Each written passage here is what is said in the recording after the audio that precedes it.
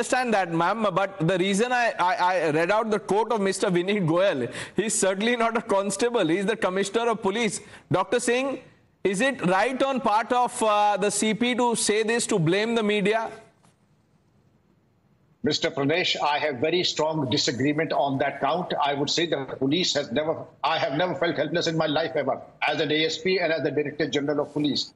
I would challenge anyone to come in my way of the rule of law and see what happens to you, whether it's the media, it's the anti-social elements, or the whoever. And then to be caught on lightning doesn't strike a person twice. In this, Kolkata police has been caught on the wrong side multiple times.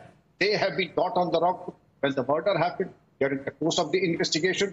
And thirdly, when the agitation happened, why blame others? What was your bandobast doing? Why did you not have a presence there and ensured nakas, impose 144, impose, even if it's required, curfew also? You had everything that is there in the rule book, but you chose only to give issue threats. And what we seniors believe now, that the policing now is restricted to the social media. I do not come out of my house. I do not come out of my air-conditioned comfort zone. I just only speak on the media, and that is the end of the story. The fact of the matter is the police commissioner should have come and been there and stood like a rock of Gibraltar, preventing any lawlessness. That is beyond the scope. I perhaps am expecting too much. But to the fact that this boy was a pervert and also a councillor and a political appointee, and the perversion that he had. Look at it.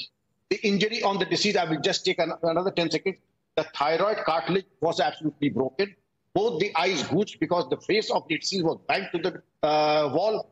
And the sexual part, the genital torture, runs into 4 pages, perverted sexuality, genital torture. But has to be a monster and a Frankenstein to inflict this kind of injury. Multiple people, as respected Miranji has mentioned, and other my colleagues would like to agree with it, that it is impossible for a frail man to inflict this injury. And then not to ask who are the other two accused, what was the reason, why did you not Absolutely. give a forensic All this will come up during the investigation, and it's for the courts to ascertain that. But Mr. Azad, is it right for the police chief to be blaming the media?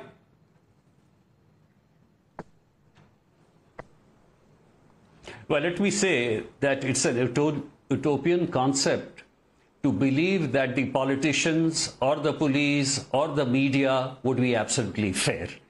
So the police commissioner should be very reticent about making such statements. How does it matter what the media says or doesn't say? The investigation has to be proper. But about that night, let me add in a few seconds that at that particular night, it was reclaiming the night. And you know, the origin started in Leeds. Right. Started by women.